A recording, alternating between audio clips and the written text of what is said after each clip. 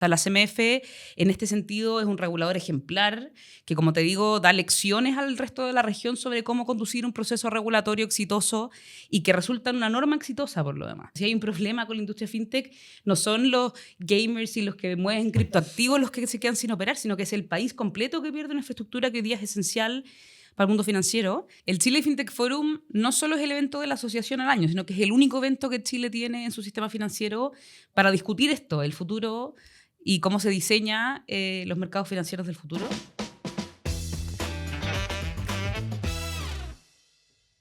Hola, ¿cómo están? Bienvenidos a un nuevo capítulo del podcast Mente Inversionista. Este espacio en donde hablamos de dinero, finanzas personales y todo lo que tiene que ver con el mundo de las inversiones y mucho más. Emprendimiento, tecnología, también en algunos casos desarrollo personal o deportes, como ha sido en el último tiempo. Y en esta oportunidad tenemos a una gran invitada que nos acompaña desde algo en donde nosotros estamos participando activamente, que es este mundo fintech.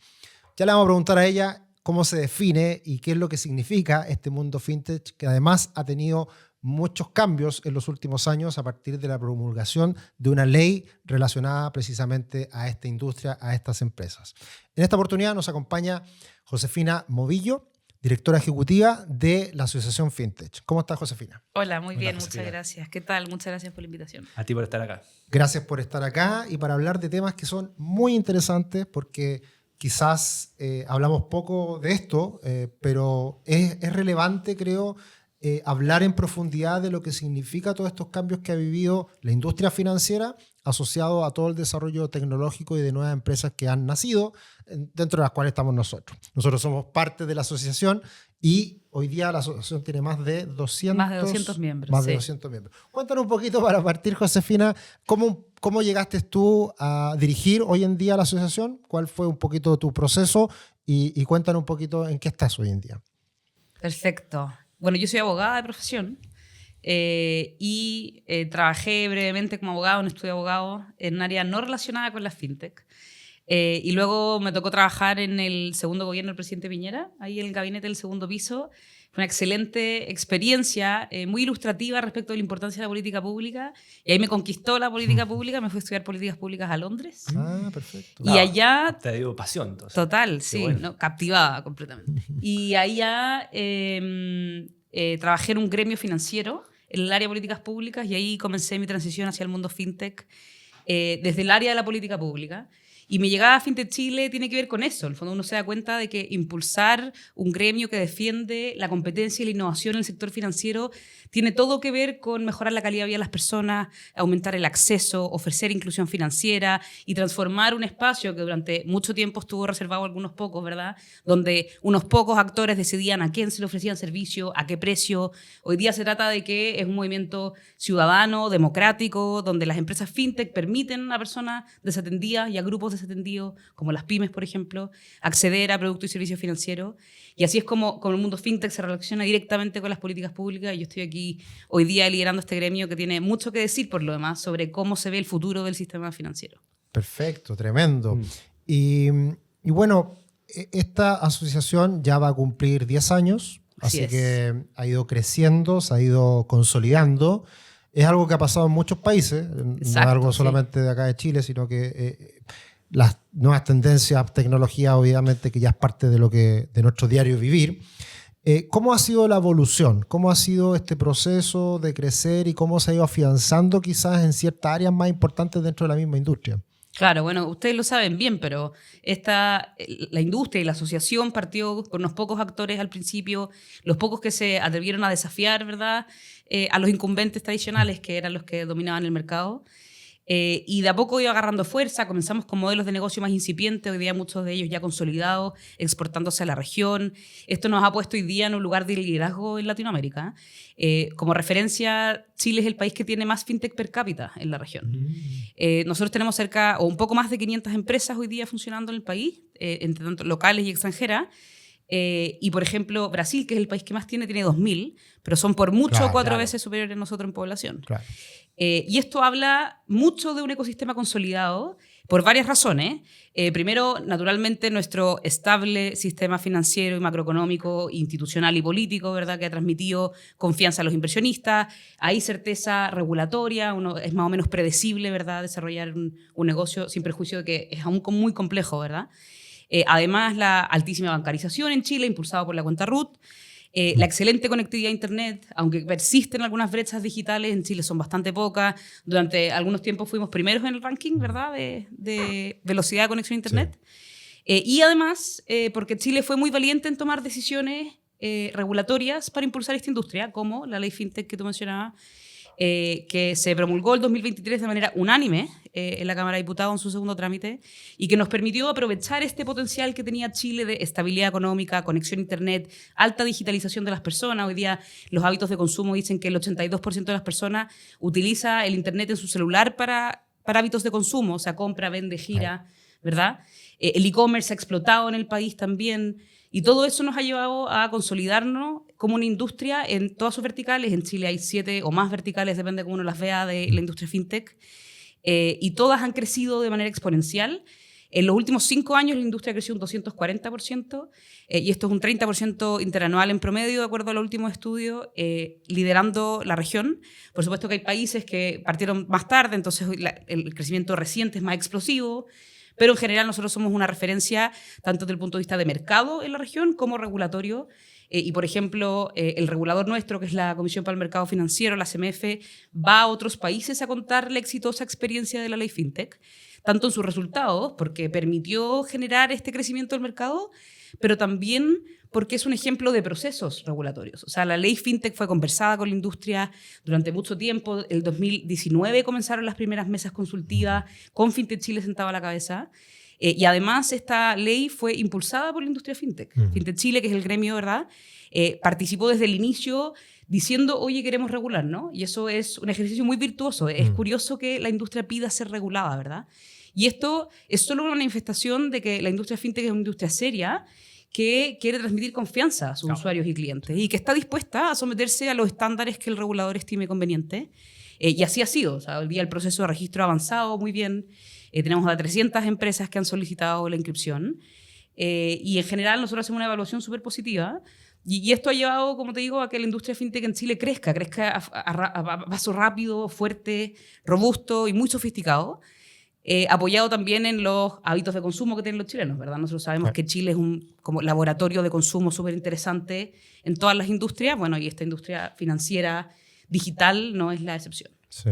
Oye, Josefina, tú mencionaste que habían en Chile como 500 empresas, pero asociados son 200. O sea, hay un espacio todavía para que más empresas se sigan sumando. Sí, total. ¿Y esas 500 son porque son más jóvenes, porque están recién partiendo? ¿Cómo es el catastro ahí en ese sentido? ¿El catastro de los asociados? No, de los 500, de eso como número que mencionaste que eran más que los asociados. ¿Por qué no se han sumado, digamos, a la asociación, que es como lo natural? Sí, claro. Bueno, yo creo que hay un tema de prioridades, ¿verdad? Las empresas, sobre todo en su etapa más incipiente, están muy enfocados en empujar el negocio.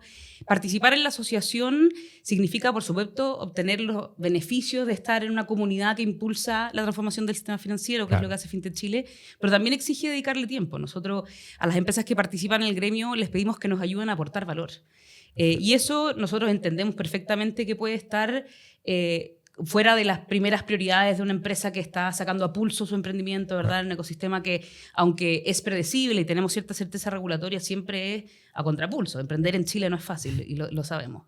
Pero efectivamente hay espacios de crecimiento, creo que tiene que ver con la consolidación de los modelos de negocio. Y también, bueno, nosotros tenemos ahí un desafío en buscar otras maneras de llegar a las empresas. Ahí, por supuesto, que las empresas que son más orientadas al consumidor quizá tienen menos expectativas de una comunidad que es más B2B, digamos. Pero yo creo que aún así FinTech Chile tiene una vocación de representar a toda la industria. Nosotros no solo buscamos los objetivos de política pública que sirvan a los asociados, sino que nos importa que la industria FinTech en Chile opere de manera segura, confiable, de manera estable y que sea un aporte al país. Digo, que es como relacionándolo con el objetivo de política pública personal. El objetivo es que FinTech Chile sea un aporte para el crecimiento económico de Chile. Hoy día el 70% de las fintech ya exportan sus servicios a la región o al mundo. Eso significa que el potencial que tenemos para aportar a la diversificación de la matriz exportadora es gigantesca, sobre todo cuando hoy día en la discusión política todo es sobre cómo volver a crecer. Claro. Bueno, acá hay parte de esas soluciones y nosotros creemos que la industria fintech tiene mucho que decir al respecto.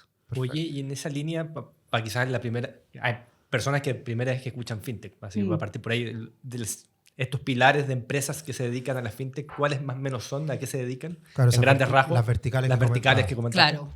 En términos genéricos, la fintech viene de la mezcla de finanzas y tecnología y en palabras comunes, digamos, significa que son empresas que proveen servicios o productos financieros apalancados en la experiencia digital y tecnológica y que se van adaptando a las tecnologías que emergen para acercarse más a las personas, es un tema de acceso también. Y en la práctica significa que son empresas que resuelven necesidades financieras apalancadas en tecnología. Por lo tanto, las verticales en las que opera la industria fintech son infinitas, tan infinitas como son las necesidades financieras. Nosotros hemos identificado ciertas verticales más o menos marcadas, que son pagos y remesas, o sistemas alternativos de transacción, o mecanismos de activos digitales, como criptoactivos en particular. También hay muchas empresas que son plataformas de financiamiento alternativo, que prestan, por ejemplo, financiamiento a pymes, que no son atendidos por el sector bancario. También hay una infraestructura que es más de desarrollo, que es una vertical, de infraestructura para las finanzas, y hay una vertical muy grande que es sobre manejo de finanzas personales y empresariales, dentro de las cuales hay muchas herramientas de productividad que tienen que ver con sistemas contables, por ejemplo, o mecanismos de recursos humanos. Nosotros al final creemos que las fintech como tal, más allá de tener una definición estricta, son herramientas de productividad que son o financieras estrictamente o herramientas para un manejo financiero más eficiente que apoyan a personas y empresas en su vida diaria y apalancado en tecnología. Perfecto, clarísimo. Sí, lo que probablemente más uno asocia son los mecanismos medios de pago. Eso es como súper potente. Sí, los medios de pago yo diría que es la vertical más grande que hay en el gremio por lo pronto. Y en Latinoamérica también crecieron con muchísima fuerza. Bueno, es cosa de ver los resultados. El Banco Central publica su informe de pago todos los años y el año pasado emitió un informe que dice que las personas en promedio realizan más de un pago digital al día. Claro. O sea, 375 creo que era el número de pagos digitales al año por persona, y esto alcanza transacciones por el 110% del PIB. Wow. Lo que nos recuerda que la industria fintech como tal no es una industria de nicho, sino que hoy día es infraestructura financiera esencial. Claro. O sea, si hay un problema con la industria fintech, no son los gamers y los que mueven criptoactivos los que se quedan sin operar, sino que es el país completo que pierde una infraestructura que hoy día es esencial para el mundo financiero.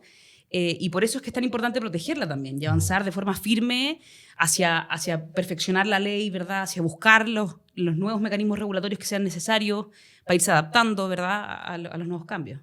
Tener tranquilidad financiera no se trata de saberlo todo, se trata de estar bien acompañado. En Patrimor somos una empresa chilena experta en planificación financiera, asesores independientes y certificados por la CMF. No somos un banco ni una AGF, no vendemos productos financieros y no tenemos conflictos de interés. Ayudamos a las personas a ordenar sus finanzas, desde deudas hasta inversiones, para aumentar el patrimonio. En Patrimor te acompañamos para que tomes decisiones financieras con criterio, independencia y foco en lo que de verdad importa para ti. Sí. Oye, Josefina, ¿y ahí cómo ha convivido en relación a la industria fintech la banca tradicional? Porque también la banca tradicional uno la utiliza en términos digitales también. Hoy día todos tenemos aplicaciones de un banco y por lo tanto también están metidos dentro del mismo saco.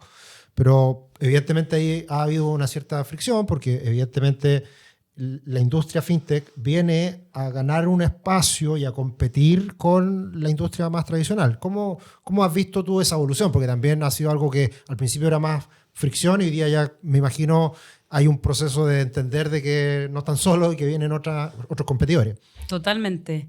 Yo creo que, como dices tú, inicialmente los espacios que comenzó a ocupar la industria fintech eran espacios que tradicionalmente le pertenecían a la banca, directamente en competencia. Y eso ha ido evolucionando hacia innovar, generar nuevos desarrollos, ampliar la torta de clientes. Ya no se trata de competir uno a uno, se trata de llegar a más gente con más productos, más sofisticados. Por ejemplo, hoy día las pymes difícilmente tienen acceso a financiamiento bancario y hoy día la industria fintech sí ha entregado soluciones a esa brecha, digamos. Y creo que tanto fintechs como bancos han entendido que el camino hacia el mercado financiero más sostenible, más igualitario, digamos, más democratizado, con más acceso, es el camino de la colaboración. Así fue también el proceso por el cual se redactó la ley FinTech. Estuvimos todos sentados en la mesa conversando sobre cómo creemos que se diseña el sistema financiero del futuro. Y yo creo que efectivamente ha habido una evolución desde una competencia más estricta, hoy día una colaboración más amplia con vista en los objetivos de inclusión financiera, de acceso. Y creo que de a poco vamos entendiendo que la competencia es positiva para el sector financiero. Hace que los precios bajen, hace que las tasas sean más accesibles, eso genera mayor productividad. En la medida que hay más medios de pago, aumenta el consumo. Es bueno para la economía, digamos. Sí. Yo creo que ha sido un tránsito natural que no es solo en Chile, sino que en todo el mundo hemos visto cómo hoy día las instituciones financieras tradicionales, no solo bancos, colaboran mucho más con las empresas fintech. Muchas de ellas son proveedores de fintech, sí, clientes de fintech, entre ellos son partners estratégicos.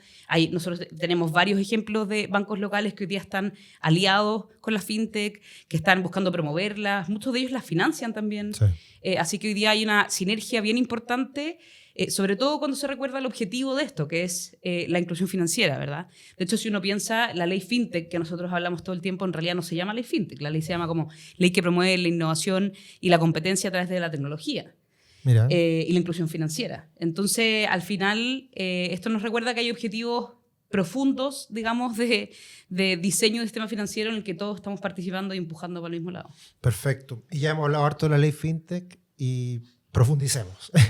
Nació hace poco tiempo. Yo recuerdo, como nosotros estamos hace harto tiempo ya relacionados a la asociación, yo me acuerdo que estábamos en su minuto algo atrasados en lo que era legislación, pero luego nos pusimos al día y como tú bien mencionabas, siendo un ejemplo y haciendo las cosas muy bien. Y todo esto demoró tiempo y salió el 2023. ¿Cómo fue ese proceso y cómo quizás desde 2023 hasta la hora ya en la ejecución ha ido todo esto evolucionando? Claro, bueno, una pregunta bien amplia. Sí, pero la norma comenzó en un gobierno y se promulgó en otro gobierno de coaliciones políticas distintas. Y es una norma importante, o sea, no es una norma pequeña, sino que modifica 17 cuerpos legales en el proceso. Y eso nos recuerda de que en esta promulgación había una idea país detrás, había un proyecto de Estado, mucho más que de un gobierno o un sector en particular. Y por eso es cosas que difícilmente se ven. Exacto, en la discusión política. Casos, claro, sí. Y eso nos recuerda los objetivos de la ley, que es la innovación y la competencia y la inclusión financiera. Y que en esos objetivos hay un consenso, realmente, como, al menos del sector político, ¿verdad? Y ese proceso, además, como te decía, fue muy colaborativo. La industria participó sentada en la mesa, tuvieron harto espacio de conversación entre las distintas industrias. Porque acá el equilibrio es la clave, o sea, tiene que ser una norma que sea valiente y que tenga coraje en permitir y fomentar la innovación, pero siempre protegiendo la estabilidad del sistema, ¿verdad? Que siempre hace un objetivo. Y ahí nosotros destacamos completamente el rol del regulador. O sea, la CMF en este sentido es un regulador ejemplar que, como te digo, da lecciones al resto de la región sobre cómo conducir un proceso regulatorio exitoso y que resulta en una norma exitosa por lo demás.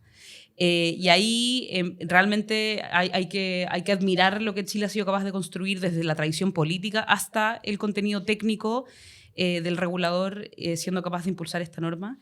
Y hoy día, bueno, estamos en la implementación. Esta norma fue promulgada en 2023 y comenzó con la primera parte, que era el registro de las empresas fintech. Sí. La ley no regula todos los servicios fintech. Hay algunos servicios, por ejemplo, de pago que están regulados por el Banco Central, ¿verdad? Hay otros que no están regulados por la ley, pero los que sí están regulados hoy día deben registrarse en el registro de la CMF y además solicitar autorización para operar, lo que los somete a un alto estándar de cumplimiento en términos de capital, de riesgo, de compliance, ¿verdad? Y hoy día estamos en ese proceso de registro. Hemos mirado de cerca su desarrollo, hemos colaborado con el regulador en todo el proceso. Acá hay que entender que tanto el regulador como nosotros estamos aprendiendo a cómo implementar esta ley. Y eso exige una cierta iteración. Claro, sí. Y lo importante es que el regulador ha dado los espacios para que esa iteración exista, nosotros podamos conversar. Porque lo que no queremos es que, por ejemplo, en la implementación de la ley o la fiscalización de las empresas se aplique de manera tal o sin sentido común que de inmediato impida ahogar o haga ahogar, digamos, los modelos de negocio. Así que es muy importante ese proceso iterativo y nosotros hemos colaborado muy de cerca, nos parece que ha avanzado súper bien. Y bueno, estamos con una patita pendiente nomás, que es la última milla, que es la implementación del sistema de finanzas abiertas, que hoy día está siendo discusión cuándo se comienza a implementar. Y que es un punto muy importante, de hecho, de los más importantes de la ley. Y esta norma, bueno, es muy valiente también, porque sigue los pasos de las economías más modernas que implementaron un sistema de finanzas abiertas, como el Reino Unido, por ejemplo, que es el modelo de referencia que ocupa Chile. Eso te iba a preguntar, solo por interrumpirte. Toda esta estructura de la ley, implementación, trabajo entre el mercado, asociaciones, regulador, político. ¿Se tomó experiencias de afuera, de UK y otros lados?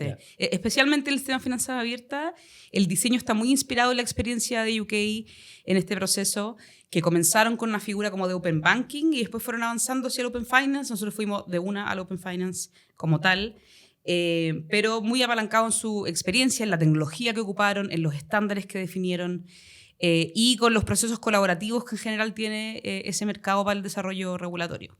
Y funcionó muy bien. Por supuesto que yo imagino que habían dudas cuando se comenzó esto de si estábamos preparados para iniciar una regulación tan moderna. Y funcionó muy bien. La regulación es una excelente regulación modular basada en riesgo que permite la innovación y que permite esta iteración y conversación con el regulador. Así que yo creo que el análisis preliminar es muy positivo en cuanto a su avance. Oye, en términos de finanzas abiertas... Pausa. Porque primero quiero hablar yo. Dale. Porque nosotros somos parte de este proceso. O sea, yo creo que es bueno también hablar lo que pasa al interior de una empresa que comenzó en un momento en donde no había regulación. Nosotros queríamos regulación porque eso en definitiva da confianza y eleva los estándares. Fuimos parte del proceso y hemos vivido ya la implementación, que es registrarse, tener conversaciones con la CMF, que nunca... Uno se pone un poco nervioso, pero como tú bien dices, ha hecho una labor muy colaborativa y yo creo que siempre con ese criterio que tú mencionabas también, que es súper importante, porque claro, empresas que no son reguladas, a ser reguladas hay que cumplir con un montón de cosas y uno tiene que también contratar abogados, asesorarse y hacer las cosas bien, que es lo que en definitiva todos queremos, que las empresas funcionen de la manera correcta, hagan la pega bien, generen confianza en los clientes y todos nos beneficiemos de esto. Así que nosotros y yo como gerente general y quien tiene que dar la cara en todo este proceso, ha sido difícil, es más pega en definitiva, hay que cumplir con más cosas, pero a la larga termina siendo algo muy provechoso para la industria porque hoy día una cosa súper simple es, y todos lo vemos con los clientes en el día a día, que es o eres regulado o no eres regulado. Y eso ya hace una gran diferencia de cara al cliente para tener confianza en cómo funciona el sistema. Así que lo comento, digamos, haciendo el punto en relación a lo que es la ley FinTech y ahí doy paso al siguiente punto, que era la pregunta que iba a hacer tú. ¿La mantienes, cierto, la pregunta? Bien. Para avanzar en ese punto, que es algo que también debería ser algo relevante para el sistema y para nosotros también. Se me fue la pregunta. Por favor. ¿Viste? Yo te conozco por eso. Te conozco para ver si rellenaba más o no. ¿En qué consiste la ley de finanzas abiertas en términos de datos a disposición? Sí. Bueno, la ley de finanzas abiertas, que está en el título 3 de esta ley, establece, como en términos muy sencillos, que la información financiera de las personas les pertenece y por tanto yo puedo solicitar a quien hoy día la tiene en su poder que la traslade a otro oferente financiero que yo decida con mi autorización expresa, ¿verdad? Para poner nombre y apellido, todos tus datos financieros significan movimientos de cuenta, cuánto tienes en deuda... Exacto. Pago. Historia de pago, historia de pago, consumo en general. Todo lo que habla de mí como un cliente financiero. Pero algo súper importante que mencionaste, y acá hay que detenerse porque si no la gente de repente se pierde, la persona es dueña de sus datos y ella necesariamente tiene que dar el consentimiento para que alguien haga uso de esos datos. No solo eso, sino que además el consentimiento tiene un objetivo especial. O sea, si yo autorizo a mi institución financiera que ceda mis datos para cotizar un crédito hipotecario, solo pueden ofrecerme un crédito hipotecario en virtud de esos datos y no utilizarlo como una base genérica de datos para hacer marketing, digamos. Tiene un consentimiento expreso y restringido. Y eso se relaciona también con la ley de datos, que por también supuesto. viene ahora a la vuelta de la esquina. Exacto. Bueno, por eso ambas leyes son complementarias, digamos. Es muy importante que el sistema de finanzas abiertas haya garantía de que los datos están protegidos, de que tiene un tratamiento adecuado, ¿verdad? Que se cumplen los estándares de almacenamiento de datos, de eliminación de datos cuando sea solicitado. Y ambas leyes caminan de la mano. Y por eso es que hoy día en Chile no hay duda de que el sistema de finanzas abiertas protege tus datos, porque no solo los protege por el sistema de finanzas abiertas, sino porque hay otra ley paralela que va a comenzar a regir, ¿verdad?, en diciembre de este año, que asegura que esos datos van a estar protegidos. Y bueno, la bajada técnica, digamos, de qué dato incluye, la glosa, hasta qué nivel, es algo que está siendo definido por el regulador hoy día. Nosotros no tenemos la última normativa emitida aún. Lo último que tenemos es que la CMF emitió una consulta preguntando al mercado sobre qué opinan ustedes de esta propuesta normativa, digamos. Ahí participaron más de 30 empresas. Fintech Chile, por supuesto, participó levantando comentarios. Y ahora viene, esperamos en un plazo relativamente pronto, porque la norma, de acuerdo a la ley, debiera comenzar a regir este año, el 3 de julio. ¿Verdad? O sea, a la vuelta de la esquina. Exacto. Entonces, hasta que se dicte norma en contrario, ese es el plazo que hoy día está sobre la mesa, ¿verdad? Entonces es importante que la norma salga lo antes posible y va a traer detalles, en el fondo, sobre la precisión del tipo de datos. Exactamente. Pero eso es interesante, porque yo tampoco sabía que uno como cliente es el que solicita los datos y para qué. Exactamente, así es. Y es importante eso, porque a uno le da la tranquilidad de que mis datos no van a estar dando vuelta. Es información sensible, por supuesto, y que debiera ser protegida. Oye, y que debiera servir a las personas. De la infraestructura, ¿quién es el encargado de armar toda esa infraestructura? Bueno, los que tienen los datos, digamos. Hoy día los bancos son los encargados de armar la infraestructura. Por supuesto que todas las empresas van a tener que tener infraestructura propia para sumarse al sistema. Digamos. La CMF, por su lado, establece los estándares de ciberseguridad, ¿verdad? Establece un directorio participante, tenemos un sandbox donde las empresas pueden probar sus modelos de negocio basados en finanzas abiertas, pero la infraestructura como tal, las APIs, digamos, de conexión son levantadas por los bancos y quienes hoy día tienen los proveedores de información que tienen los datos hoy día en su poder. ¿Y los bancos están al día en eso? Bueno, hoy día están al día porque no hay ningún plazo en contra, digamos. No, pero me refiero porque tampoco es como armar una estructura de API para poner a disposición los datos de la noche a la mañana. O sea, no, claro, trabajando. Por supuesto, un proceso complejo. Es súper complejo. Sí, bueno, la ley fue promulgada en 2023, así que desde ahí esperamos que se estén preparando, sin duda. Han tenido su buen plazo de tiempo. Como referencia, Brasil se demoró 18 meses en implementar esto.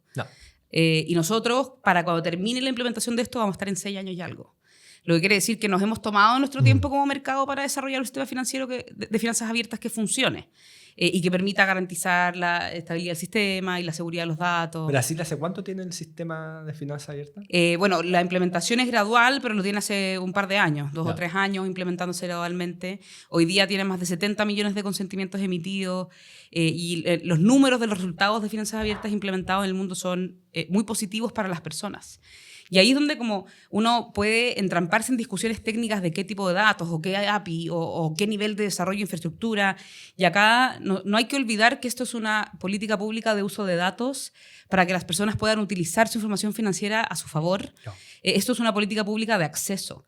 Y por eso, porque cuando el sistema se demora o cuando discutimos sobre qué información incluir o no, esto a quienes afecta realmente es a las personas excluidas, a las pymes excluidas, a las familias con difícil acceso financiero. Y por eso es que es tan importante implementarlo bien y implementarlo pronto. Y de la mayor manera posible, o sea, de la manera más amplia posible que nos permita llegar a esos sectores subatendidos. Oye, ¿cómo fue la experiencia? Ya que, o sea, entendiendo esto, Brasil estaría como 3, 4 años adelantado, vienen del futuro, por así decirlo. ¿Cómo ha sido la experiencia de Ha sido ellos? muy positiva en Brasil. Los números sobre... Bueno, Brasil tenía menores tasas de bancarización que nosotros, entonces, por supuesto que el salto es de 0 a 100, pero tienen excelentes números de bancarización, de acceso al crédito, como digo, 70 millones de consentimientos, lo que significa que los brasileños ocupan el sistema de finanzas abiertas. Porque hay otras experiencias, por ejemplo, en Australia, donde la adopción inicial fue baja, porque en mercados más sofisticados, donde ya hay traspaso de información financiera y comunicación entre las entidades, por supuesto que la adopción es menor, hay menor necesidad de realmente usar tu información financiera. Pero no es el caso de Brasil y definitivamente no es el caso de Chile, donde nosotros vimos que de verdad en Piñera 2 se implementó la portabilidad financiera que finalmente no funcionó, Exacto. pero iba en esta línea. Esto es lo que busca recordar a la gente de que el sistema financiero debiera estar a tu disposición para acceder a mejores productos y no debiera ser una traba en bajar las tasas, en tener un perfil de riesgo más ajustado, en productos más personalizados. Y bueno, y todo esto se ve acelerado por la inteligencia artificial, que hoy día permite evaluar, ¿verdad?, perfiles de riesgo en segundos, lo que antes se demoraba en semanas, y eso agiliza la competencia financiera finalmente. Y los resultados son muy buenos. De hecho, yo traje acá unos números para compartirles de un estudio de Mastercard que se llama State of Open Finance, que por ejemplo en planificación financiera dice que el 81% de las personas cambiaría de institución financiera si le ofrecen mejores productos, lo que quiere decir que la competencia está activa, nos falta la oferta nomás, básicamente, pero la demanda existe. Dice que el 77% de las personas cambiaría de institución financiera para tener más control sobre sus datos. O sea, ahí hay una brecha que cubrir. El 76% cambiaría por acceder a nuevas herramientas digitales para el manejo de sus finanzas. Acá hay un tema realmente de conciencia sobre lo que yo puedo hacer con mis datos. Y que el 70% cambiaría para obtener recomendaciones personalizadas respecto a sus finanzas personales. Y hay un mercado gigantesco. Algo que nos pasa habitualmente, día a día con nuestros clientes, es que obviamente todos tenemos 2 cuentas corrientes, 3 cuentas corrientes, y uno tiene que ser súper ordenado para poder tener el control de todas esas cuentas corrientes, donde sale un pago y todo. Entonces, esto perfectamente te puede llevar a un dashboard en donde esté todo centralizado. Pero totalmente. Y por lo tanto, ya da lo mismo si tienes en 1 o en 5 bancos, lo tienes todo consolidado. Exacto. Y eso te va a llevar a mejor información para tomar decisiones. Claro, y todos tus créditos, tus deudas, tus hábitos de consumo, todo te permite mejor decisión financiera. Sí. Y ahí es importante también que esto trae aparejada una necesaria competencia en este estudio que evalúa 11 países que tienen implementado el sistema de finanzas abiertas, con más de 300 ejecutivos, 8.000 personas. Dice, el 62% de los ejecutivos de las instituciones financieras reconoce que si es que no invierte en sistemas más personalizados, corre el riesgo de perder clientes frente a la competencia. Esto agiliza un sistema financiero que hoy día está en el status quo porque es difícil que te compitan, ¿no? Evidentemente, cuando yo solicito un crédito a mi institución financiera de hace 15 años, tiene información mucho más actualizada mi perfil de riesgo de lo que tiene una institución que no me conoce y que me va a dar una tasa promedio en un riesgo promedio, digamos. Claro. Y esto es muy positivo para la competencia y se va a traducir en beneficios para las personas. Eso es lo que ha probado los resultados. De hecho, el 51% de las organizaciones de este estudio, ¿verdad?, de 11 países, dice que el sistema de finanzas abiertas le ha permitido extender crédito a un rango más amplio de clientes que lo hacían anteriormente. O sea, la mitad de ellos decidió arriesgarse con nuevos clientes porque tenían información de ellos. Eso es muy potente, porque sabemos, han habido iniciativas acá en Chile que lo que hacen es básicamente ver el comportamiento de pagos, el comportamiento de la persona que no está bancarizada y que eso puede llevar a un score que permita acceder, obviamente a créditos más chiquititos para partir, pero pasar de no estar con crédito, no acceder al crédito, a tener la posibilidad y a costo razonable. Que acá también hay otras normativas que son importantes que han ido cambiando. El tema de la tasa máxima convencional, claro. Eso pone un techo en donde las empresas naturalmente tienen que cobrar menos que eso, entonces también eso saca automáticamente un segmento de la población que es más riesgosa. Y por otro lado también todo lo que ha pasado ahora último con los créditos hipotecarios, que antes estaba esa dificultad de ver el todo y hoy día ya se junta. No sé si eso es parte de los pasos que se han dado. Ahí me pierdo con lo que ha sido esta instalación ya de lo que es tener acceso a todos los créditos hipotecarios. En otros países, tú. No, en Chile. Porque eso es parte también como de todo este cambio que hemos visto en el último tiempo. O sea, nosotros hemos visto cómo en las últimas semanas se ha levantado el tema de la tasa máxima convencional, lo dijo el presidente de Banco Estado. Nosotros tenemos la impresión de que es un paso natural que va a presentar el Ministerio de Hacienda. Y pareciera que si es que la tasa máxima convencional es un obstáculo para la inclusión financiera, entonces sí debiera ser revisada, digamos. Y por eso es que el sistema de finanzas abiertas es tan elocuente respecto de cómo avanzan los mercados hacia sistemas financieros más sofisticados, porque van aparejados de ley de datos personales, ¿verdad?, de revisión de tasas de usura, como son la tasa máxima convencional, o la revisión de cargas impositivas, o de acceso al capital. Y, por ejemplo, Chile el año pasado estuvo avanzando en un proyecto de ley que se llama el Fondo de Fondos, que también busca permitir mayor acceso al capital a las empresas.